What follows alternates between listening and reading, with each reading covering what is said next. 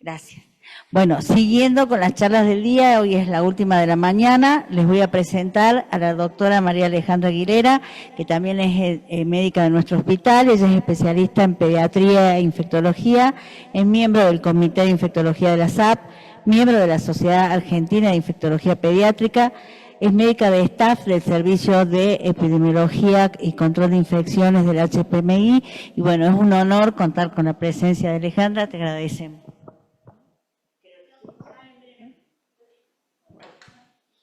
Hola, ¿cómo están a todos? Buen día. Gracias al comité por la invitación y a ustedes por quedarse a compartir esta charla.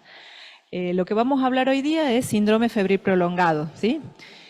Este es un diagnóstico que ha ido pasando por múltiples definiciones a lo largo de la historia de la salud y desde que se tiene registro de los primeros picos febriles en el siglo 3 a.C., con los pictogramas de los sumerios. De ahí se ha ido pasando a tratar de explicar por qué la fiebre.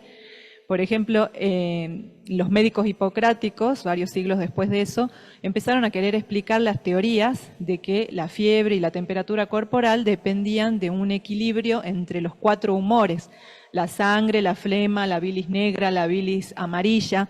Después, en la Edad Media, incluso hasta la posesión demoníaca se trataba de explicar qué era la fiebre.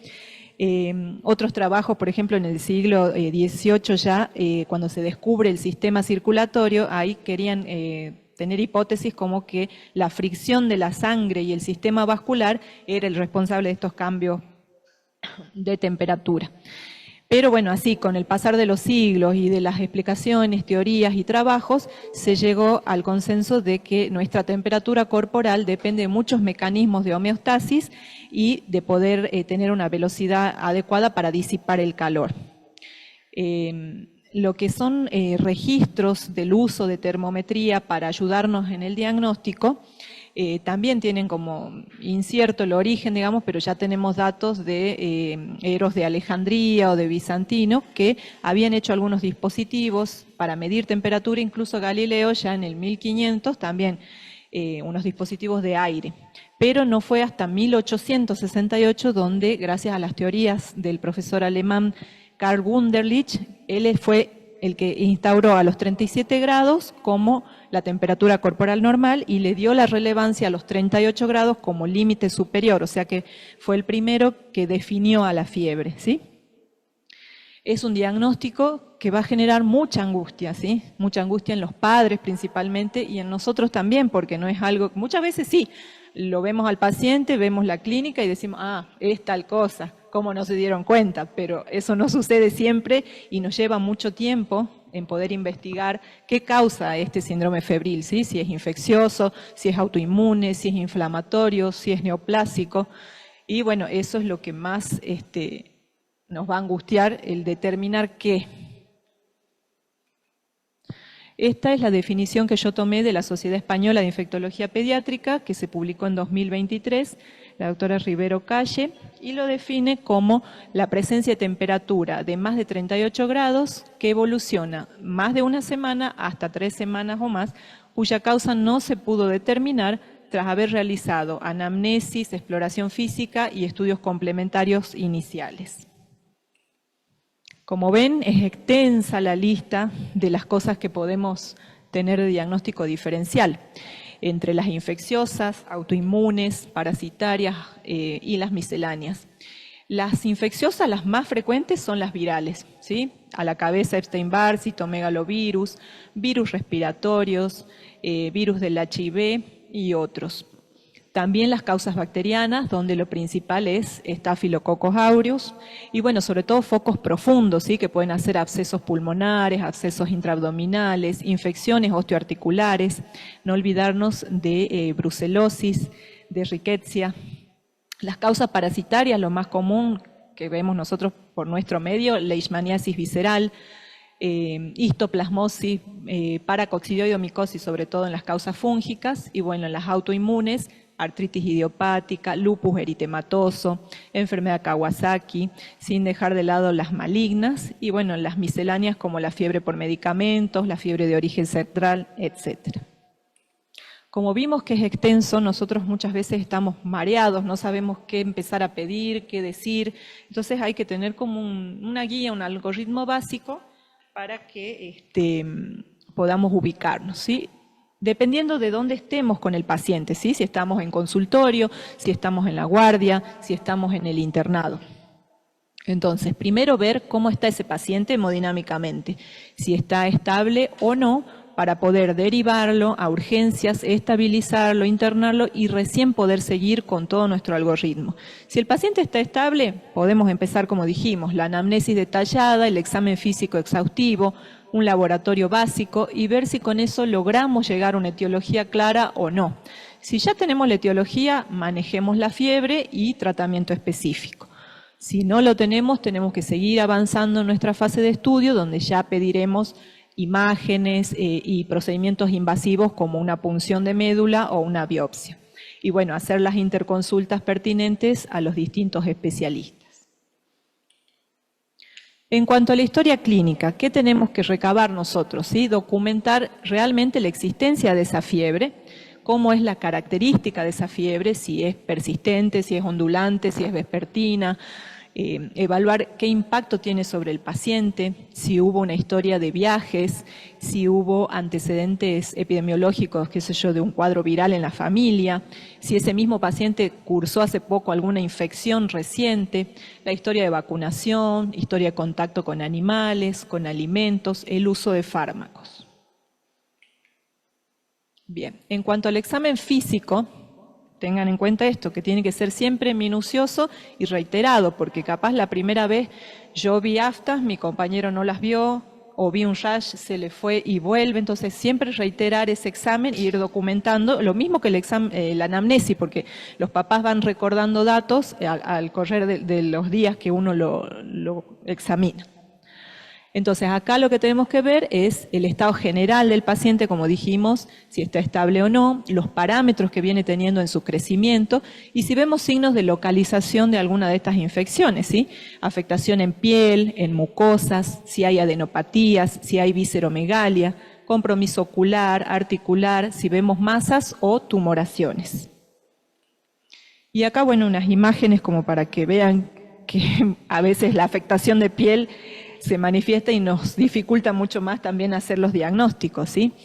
Podemos tener, por ejemplo, el rash eritematoso del dengue, que si bien es un febril agudo, es como para que veamos que depende en qué etapa lo agarramos nosotros, va a poder presentar esto. Generalmente es un exantema que es leve, pero se va a ir intensificando cuando baja la fiebre, en la etapa de efervescencia, aparece y se puede localizar en todo lo que es cuello, tronco, los miembros, y le decimos como un islote, las Islas Blancas en un mar rojo, ¿sí? Porque ven que es bien intenso y hay partes de piel que parecen sanas.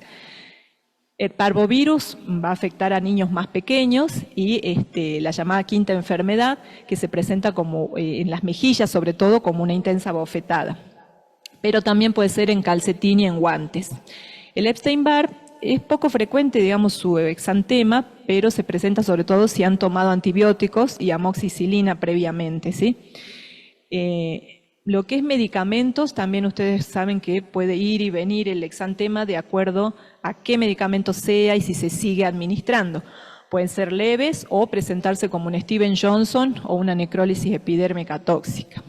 Y acá abajo decirles que tengan especial atención justamente en esta época, que estamos teniendo muchos más casos de micoplasma pneumoniae sobre todo y clamidia pneumoniae en niños menores de 5 años o adolescentes, ¿sí?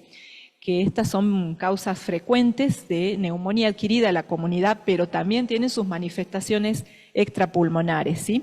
Y pueden presentar el llamado RIME, que es el exantema mucocutáneo infeccioso reactivo, que puede presentarse de distintas formas, ¿sí?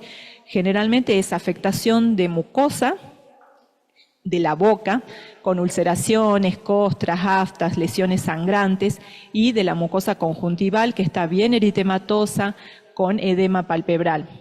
Y en piel se puede manifestar de muchas formas. lesiones en diana como si fueran vasculitis, pocas o generalizadas, y un exantema maculopapular también como en este niño generalizado, y que acá ves en esta parte nos hizo dudar si era dengue, ¿sí? Pero bueno, este era un paciente que estaba hospitalizado por un cuadro de abscesos intraabdominales que venía con 20 días de antibiótico y empieza a bajar plaquetas y fiebre.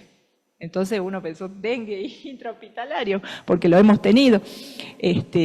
Y salen los laboratorios y viene NS1 positivo.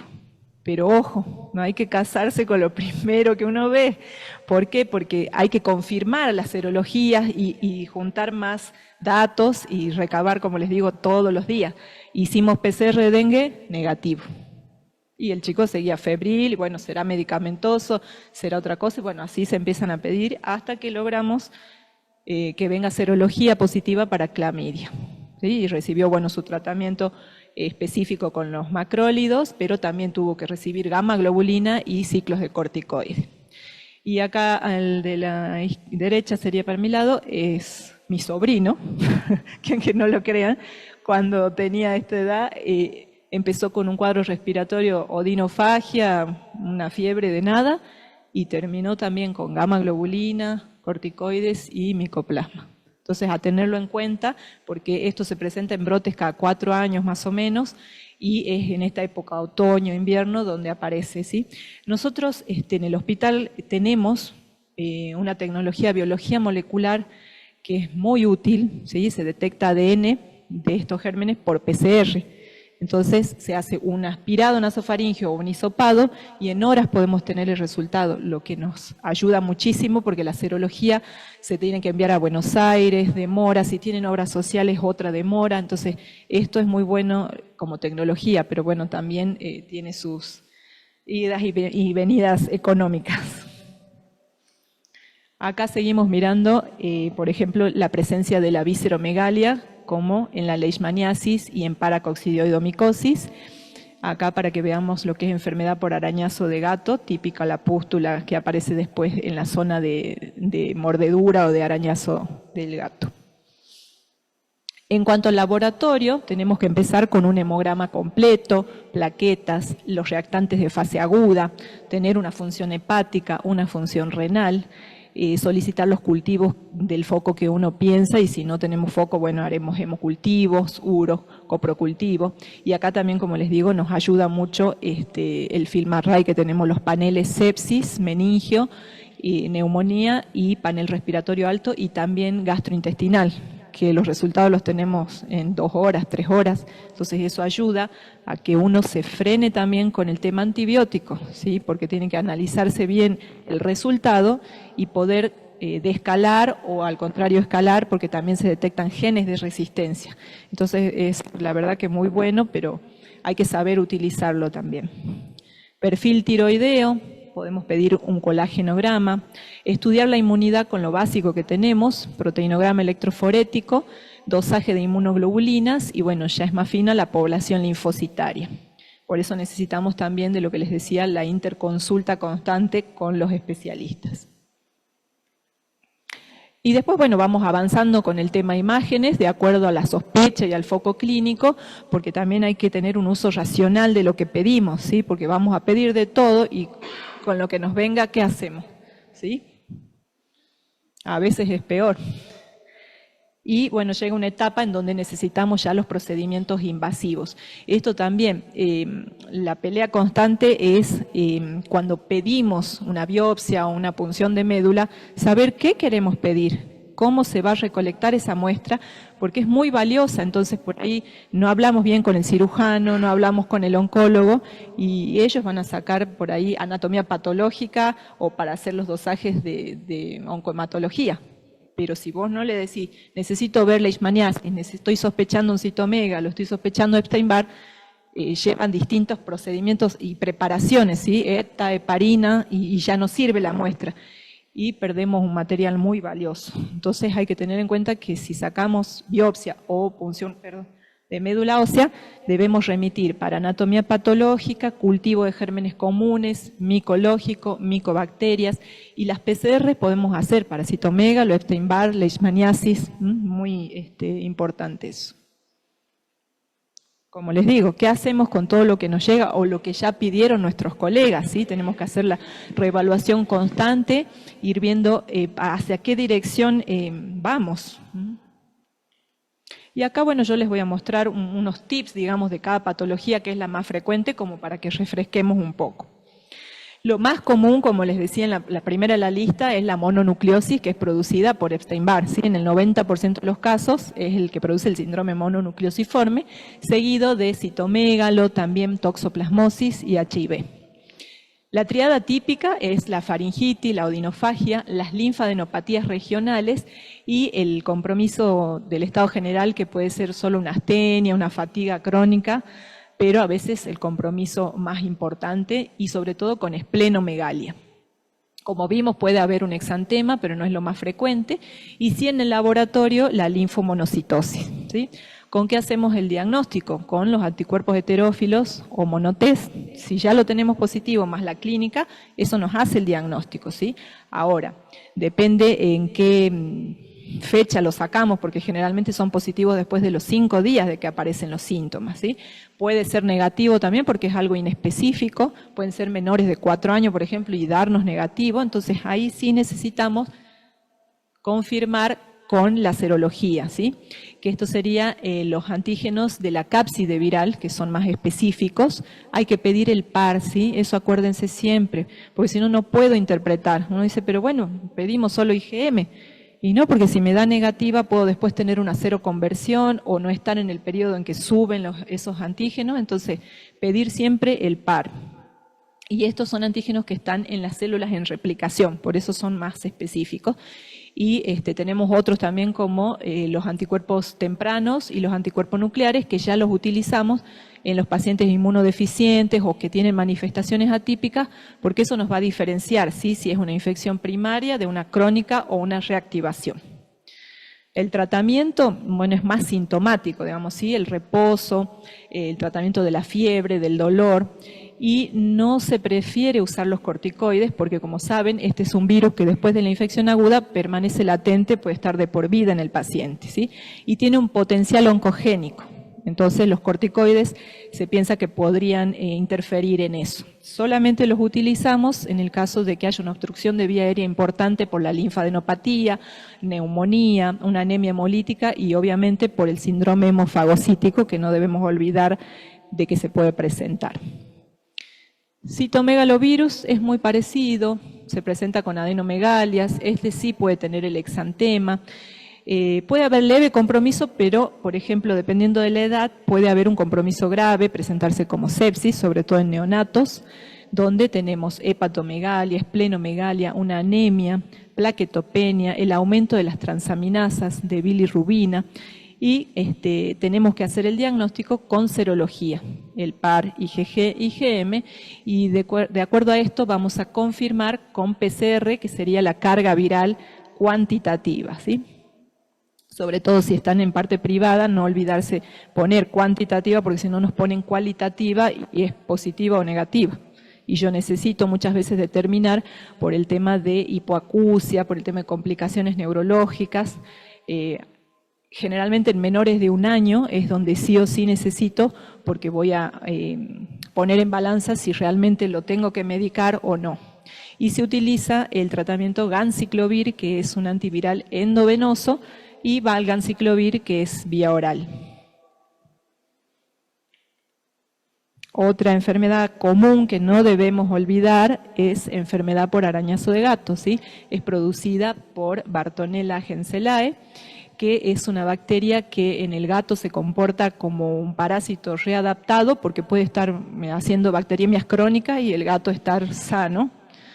No hay que hacerle serología al gato, pobrecito, porque en ellos no pasa nada, y la serología, si nos hacemos nosotros también, capaz que hemos tenido contacto, y si somos inmunocompetentes no nos pasa nada, pero bueno, en algunos pacientes sí, lo que vemos es eso, el arañazo del gato, y después aparece una pápula o pústula a los días, y que a veces, bueno, pueden confundir con parotiditis también, y a las semanas, por ejemplo, 2 o 3 semanas, puede aparecer la linfadenopatía regional, que es dolorosa, ¿sí? Y bueno, los síntomas son como inespecíficos también, ¿sí? Malestar general, cefalea, la fiebre, presencia más de esplenomegalia que de hepatomegalia, pero también puede haber afectación hepática y ya aumento de transaminasas, y también de la coagulación con trombocitopenia.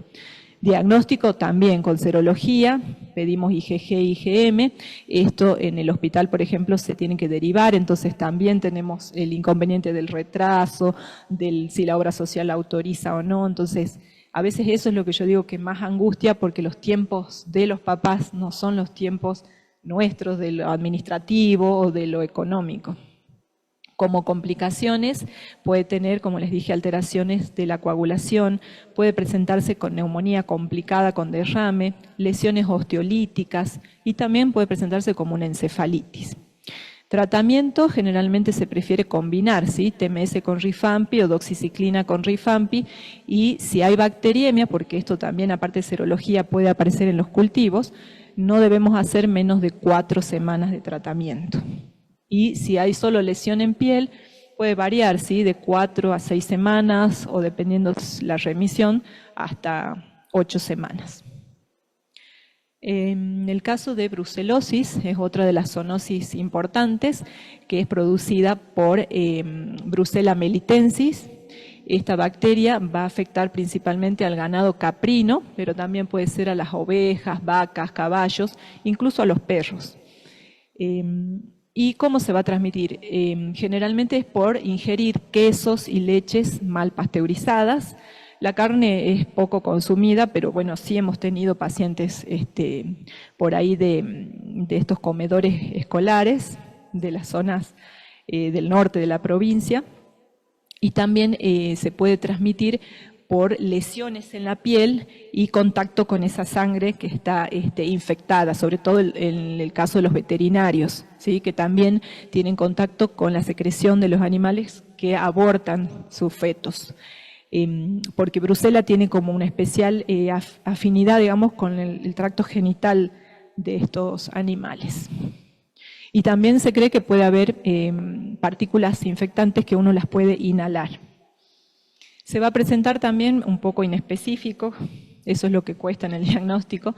Puede haber sudoración, artralgias, un dolor abdominal que se puede ir intensificando, el rash eritematoso que puede ser en tronco y en miembros.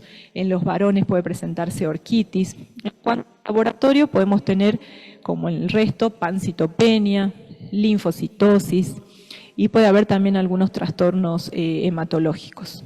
El diagnóstico con la sospecha epidemiológica, con la clínica y con la serología, ¿sí? Hacemos la reacción de Huddleston, que es una técnica de aglutinación y que tiene que ser 1 en 160, ¿sí? Porque hay distintos métodos por ahí, o el laboratorio pone distintos puntos de corte, pero el punto que hace el diagnóstico es 1 en 160.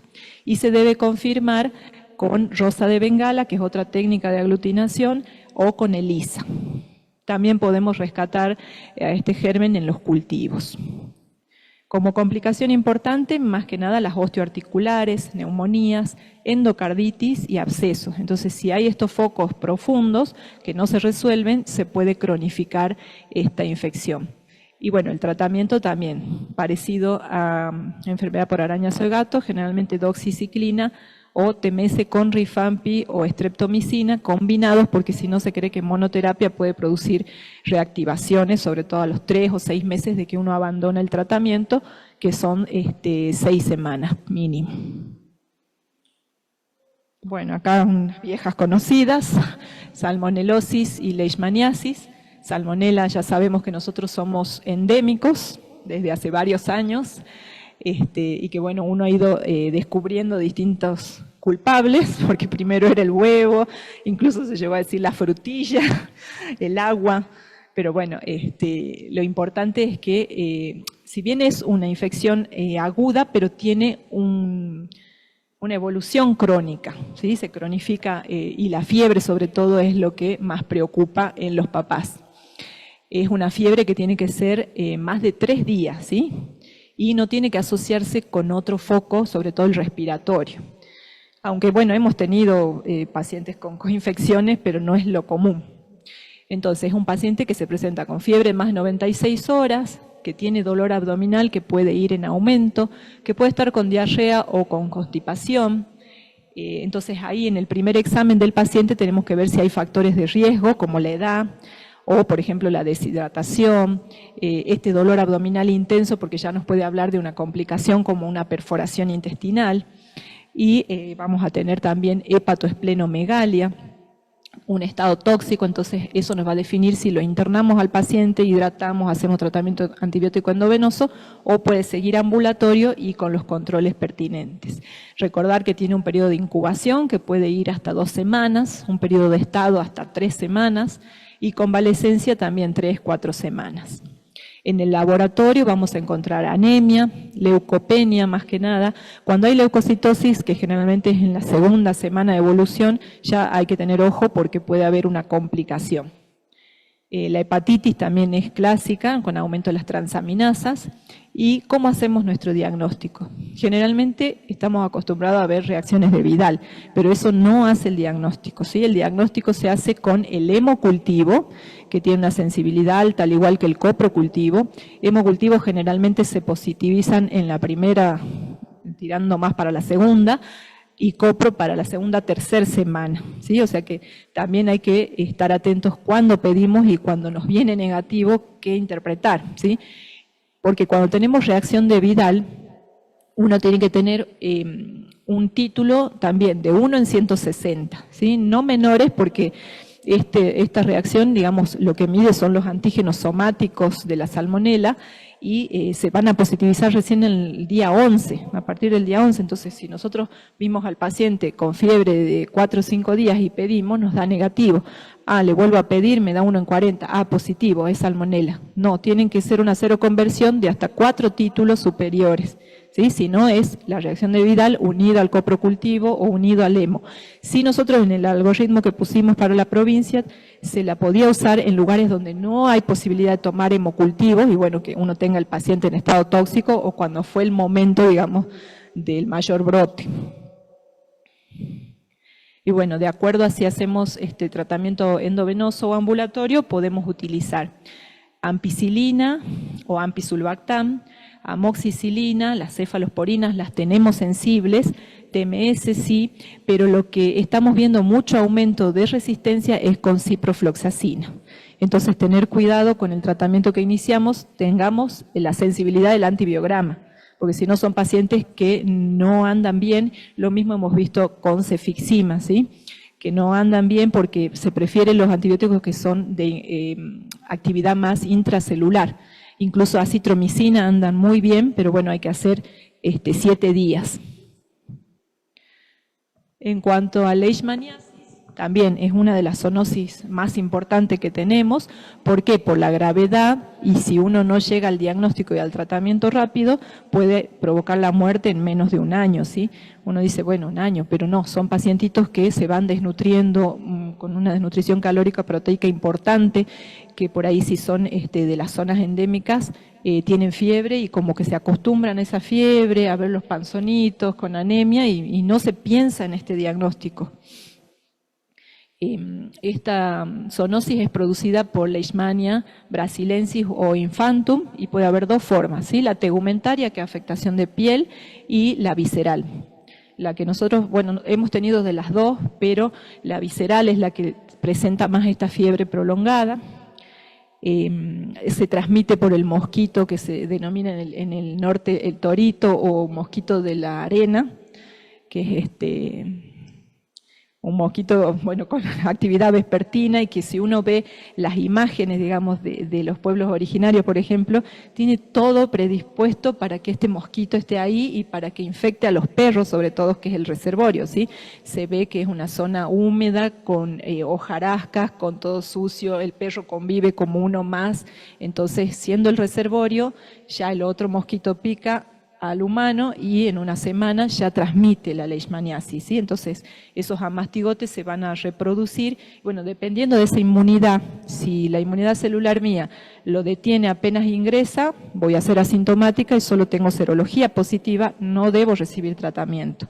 Pero si mi inmunidad, por ejemplo, lo fagocita y lo tiene latente, voy a tener capaz una forma oligosintomática, que es una fiebre un poco más leve, la visceromegalia no es tanta, sí anemia y desnutrición. Pero si mi inmunidad no es buena, sí se van a reproducir, entonces voy a tener la forma más grave, que es la llamada Kala-Azar, que es la fiebre ondulante, la hepatoesplenomegalia, que es muy importante, incluso llegando hasta cintura, lo hemos visto como si fueran estos pacientitos de África. Hemos tenido esplenomegalias muy importantes y sobre todo desnutrición muy importante. Entonces el paciente llega a veces muy grave y con anemia, con trastornos en la coagulación, con un síndrome hemofagocítico que la mayoría lo presenta y las causas, digamos, de las complicaciones de estos niños es eso, la coagulopatía, la sobreinfección bacteriana, y bueno, en estos pacientes hay que tener mucho cuidado del control, ¿sí? Sobre todo del laboratorio. El diagnóstico, ¿cómo lo hacemos? Tenemos un diagnóstico serológico con medio de tiras reactivas que son el antígeno K39, que la verdad que es muy importante tenerlo para poder realizar un diagnóstico rápido, ¿sí? Porque es una reacción de aglutinación en donde tenemos una proteína que tiene 39 aminoácidos, por eso se llama así, y un antígeno recombinante. Entonces eso se enfrenta al suero del paciente y si están los anticuerpos anti-leishmania, se va a producir una banda de color y en 30 minutos podemos tener el diagnóstico, contra lo que es serología, que capaz nos demora un poco más, 2 días, 1 día. Y también otra de las técnicas es visualizar el parásito, pero bueno, esto depende mucho del ojo del que lo ve, si está entrenado, depende del material también que uno quiera que vean, es más eficaz en médula ósea, pero bueno, lograr una punción de médula ósea tampoco es fácil, porque estos pacientes no están estables, no están compensados, están pancitopénicos, entonces es muy difícil. Pero sí hemos tenido muchos diagnósticos con la ayuda del oncólogo que pudo hacer la PAMO y visualizó los amastigotes. En el caso del antígeno K39, si es negativo puede ser por bajos títulos o por también la desnutrición, la inmunidad del paciente que no nos permite que den títulos positivos, tenemos que hacer ELISA o PCR. Bueno, el tratamiento depende, o sea, hay un programa nacional que es el que va a proveer tanto los métodos de diagnóstico como el tratamiento, glucantime intramuscular, eso es lo feo para el paciente, 30 días. Y si no, lo que más usamos es anfotericina B, la forma liposomal que usamos 7 a 10 días dependiendo de la gravedad. Por último, tenemos, no es tan frecuente toxoplasmosis, pero sí puede haber un grupo de pacientes que tengan alto riesgo de enfermedad grave, como lo son los neonatos, en la toxocongénita, y los pacientes que tienen alterada la inmunidad celular, como los pacientes HIV, los pacientes trasplantados o con enfermedad hematológica. ¿Cómo se va a presentar? El 10 al 20% de los pacientes inmunocompetentes pueden tener unos síntomas leves y los resuelven capaz en unos meses. Lo que más vemos es la afectación de corioretinitis, ¿sí? Es por lo que más nos derivan los oftalmólogos, porque ven una uveitis posterior, ¿sí? Ellos ven como si fuera un faro en la neblina, es una intensa lesión blanquecina con mucha reacción inflamatoria. También se puede presentar en forma inespecífica, como dijimos, con linfadenopatía, odinofagia, la astenia, por eso se confunde mucho con los otros cuadros, porque son casi todos similares. Sí puede haber compromiso más grave con hepatitis, miocarditis, encefalitis, sobre todo en los inmunocomprometidos. Diagnóstico también por serología, el PAR, y el tratamiento lo vamos a hacer en el inmunocompetente cuando hay afectación ocular o una afectación grave sistemática, y si no, solo en inmunosuprimidos, la infección congénita o la infección aguda en la embarazada. Que es pirimetamina, sulfadiazina y leucoborina. En el congénito se hace hasta 1 año y en los demás 4 a 6 meses. En lo que es micosis profundas, las micosis sistémicas, tenemos, por ejemplo, en nuestro medio la más común es paracoccidioidomicosis, sobre todo en la zona de Tartagal, Joaquín B. González, Anta, hemos tenido, y también, aunque no lo crean, no se lo piensa. Hemos tenido un paciente que se derivó hasta Buenos Aires y allá hicieron el diagnóstico, o sea que nos queríamos morir, porque es nuestro. Estos pacientes lo que van a presentar también es un deterioro brusco del estado general, la poliadenopatías, la hepatoesplenomegalia importante, como veíamos en la foto. En cuanto a piel, puede afectarse también con exantemas maculopapulares o nódulos, sobre todo en los miembros, tipo eritema nodoso. Puede haber diarrea y edema generalizado, ¿sí? Esto es más común del adulto, ¿sí? En los niños no es tan frecuente, pero hay una forma que es infanto-juvenil, que no afecta del pulmón, sino que es más en piel y el sistema retículo endotelial. En los adultos afecta más a los varones, porque se cree que los estrógenos como que protegen un poco de las conidias, pero en los niños no hay esa diferencia. En el laboratorio, y la transmisión, perdón, es por inhalación.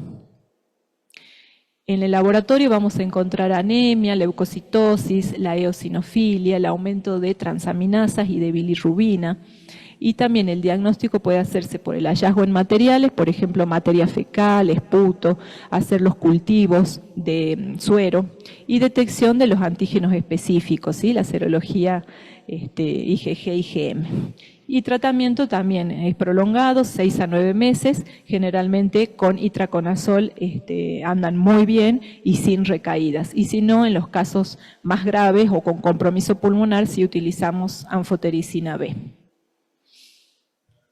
Bien, esto ya terminando, para que pensemos siempre que hay como una variante rara de enfermedad común, lo que suelen tener nuestros pacientes, y no que sean enfermedades raras. ¿Sí? Raro es que nosotros no sepamos nuestra epidemiología y no lo sospechemos. Entonces, concluimos que casi la mayoría de nuestros niños con síndrome febril prolongado son sanos, tienen enfermedades comunes que se van a autolimitar. Las causas más comunes son infecciosas, dentro de ellas, como vimos, las virales. Hay que hacer un manejo adecuado, con un estudio metodológico, ordenado, la historia clínica prolija, minuciosa y uso racional de los métodos complementarios. Y lo más importante, que tanto el manejo como la discusión tienen que ser multidisciplinarias, ¿sí? Y lo importantísimo es comunicación constante con el papá. Si yo en ese momento no tengo una etiología, no sé lo que tiene, se lo tengo que decir. No lo sé, lo vamos a buscar, su hijo está estable o lo estamos estabilizando, pero decirle la verdad, sí, porque si uno dice, ah, no, encontré que tiene Epstein-Barr, pero después aparece otra cosa y se va complicando, o sea, siempre la comunicación es lo más importante. Y bueno, muchas gracias, y este es el equipo de infectología del Hospital Materno.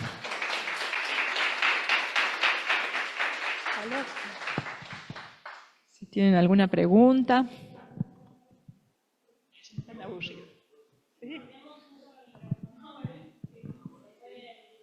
En el caso de la salmonela, nosotros allá vemos mucha salmonelosis.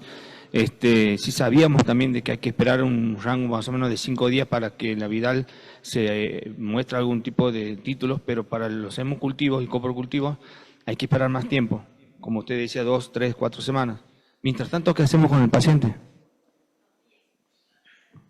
Primer semana vas a tener sensibilidad más para el hemo que para pedir coprocultivo, porque el copro tiene que estar con diarrea y la mayoría de los pacientes están constipados, por lo menos lo que vemos nosotros. Pero lo bueno es esto, que si vos tenés el paciente que sospechás porque ya no tenés otro foco clínico, pedirle los hemocultivos y recién hacer la medicación, porque hemos visto muchos pacientes que ingresan con ciprofloxacina, con cefixima y no tenían pedido ni siquiera un laboratorio básico. Si vos al paciente lo tenés estable y lo podés controlar porque tiene pautas de alarma, todo, podés hacer que venga varios días y vas viendo, bueno, cómo están las plaquetas, cómo están las transaminasas. No estoy dudando, ahí si puedo esperar los 5 días, eso pido el hemocultivo ahí. Pero si vos lo estás internando o está mal, tenés que pedir de entrada los hemocultivos.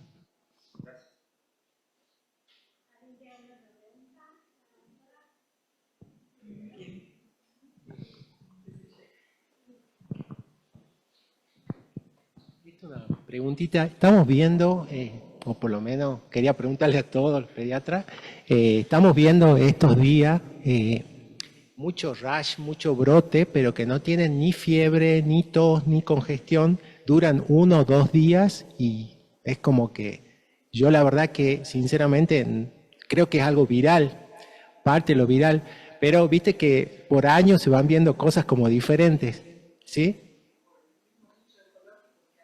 Sí. Sí. Sí. Sí. Sí. Ah. Sí. Ah, perdón. La respuesta. Sí, lo que decías es que estamos viendo capaz más virulencia o cosas diferentes a las que veníamos viendo, justamente por los nichos ecológicos que los virus hacen y también los brotes, ¿no? Son formas cíclicas que vemos, por ejemplo, bordetela. Bordetela este año no tenemos circulación todavía. O sea que por ahí también piensen en eso en la parte privada, cuando viene por una tos, le ponen la claritro, esperen, controlen a sus pacientes. Yo reniego incluso en el internado con que no hay circulación, saquen la claritro. Ya sé que el día que me hagan caso va a circular.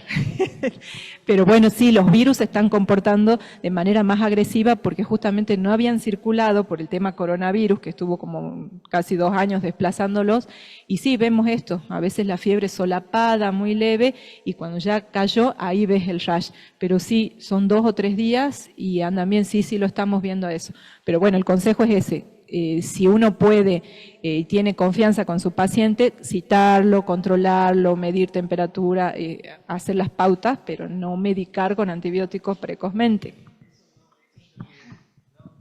Eso yo les digo que es re importante y ese control, porque no siempre vamos a tener el diagnóstico de entrada y esto de no usar antibióticos, porque a veces te llegan al consultorio que ya le han pasado por 3 antibióticos y ya no sabes qué, ¿viste? Entonces el uso racional de antibióticos, también este control cada 48 horas, que es importante también, que a veces que es importante, porque es lo que vos decís, y el uso también de estudios complementarios que sea racional también. Sí. 2 cosas. Primero, que siempre nos tenemos que acordar que el antibiótico no es ansiolítico, ¿sí? Porque es así, es de simple. En neo, sobre todo, cuando hacemos docencia, les decimos eso a los médicos. No son ansiolíticos ni sacan el estrés, ¿sí? Bueno, la otra cosa que le quería preguntar, Alejandra, perdón por haberme salido y no estuve en tu charla, pero te quería preguntar, ¿a qué atribuís el aumento de casos de bronquiolitis por sincicial respiratorio en neo si se están poniendo las vacunas a las madres? Y lo que pasa es que en nuestro medio también es multifactorial todo, porque lo socioeconómico no está de lado, digamos, son pacientes que muchas son adolescentes, las mamás, adicción, lo que es hacinamiento. No medir el riesgo por ahí, porque yo en la calle veo, son 3 o 4 arriba de una moto y un bebé arriba de una moto, la exposición al humo, o sea, son mamás que también están desnutridas, que durante el embarazo tampoco reciben buen aporte de leche, de calcio, o sea, son muchas cosas aparte de la virulencia que está teniendo el virus. Entonces, esto que se está haciendo ahora, la vacunación y todo, yo creo que lo vamos a ver un poco más adelante, sí lo vamos a ver, porque así pasó con neumococo, así pasó con hemófilus, pero bueno, por ahora todavía están como actuando más los factores ambientales. Una sola cosita y ya terminamos, chicos. Apenas empezaron con la vacunación del sincicial respiratorio, habíamos visto nosotros una disminución en las bronquiolitis, pero fue justo en la época en que, como decís vos, la circulación era otra y tuvimos mucho rinovirus, ¿no? Mucho meta, y poco sincicial. Yo honestamente había atribuido que podía haber sido efecto de la vacuna, pero era muy pronto, entonces creo que bueno, que el año que viene tal vez lo veamos a eso.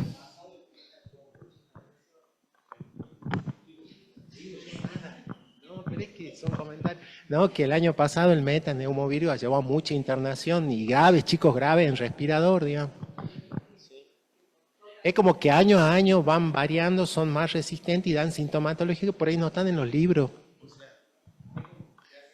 Sí, metaneumo fue el año pasado, y también eso costó, porque uno está acostumbrado a que le dicen es un cuadro viral, es algo leve, un moquito, 2 días y se te pasa. No, hoy tenemos la terapia intensiva con más del 90% con virus sincicial respiratorio. El año pasado era con rinovirus y metaneumovirus también. Entonces sí que hay coinfecciones, obviamente, depende del huésped y del tipo de respuesta, digamos, pero el virus por sí solo también puede hacer desastres en esos pulmones, y más dependiendo de la edad de los niños. Y ahora también hay mucha circulación de flu A.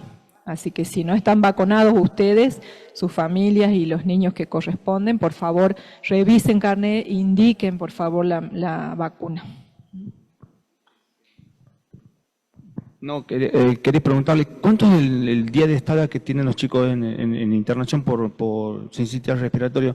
El día de estada y cómo responden porque parece ser que ha aumentado la virulencia del virus. ¿Y cuánto es el día de estada y la edad más o menos del grupo etario en cuanto a la edad? Bueno, la estadía, digamos, media yo creo que es una semana, dependiendo si está con mínimo. Si está con requerimiento de oxígeno. Ya si pasó a terapia, bueno, ya la polinvasión y si está en respirador y todo, también te puede llevar, como te digo, a las neumonías asociadas a ventilador o la misma coinfección, porque muchas veces tenemos, cuando ingresa y hacen minival, hemófilus, moraxella, que son del mismo paciente, pero bueno, el virus está muy agresivo y te diría que lo mínimo es 7 a 10 días, sin el requerimiento de oxígeno, si te permite destetarlo rápido.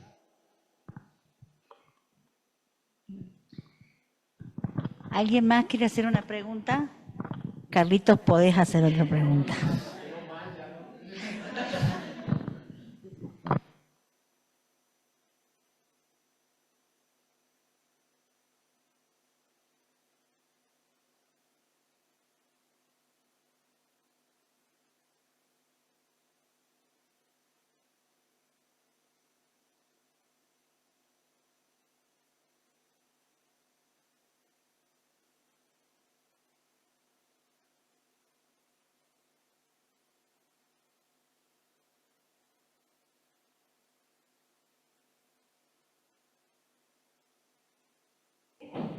Hola.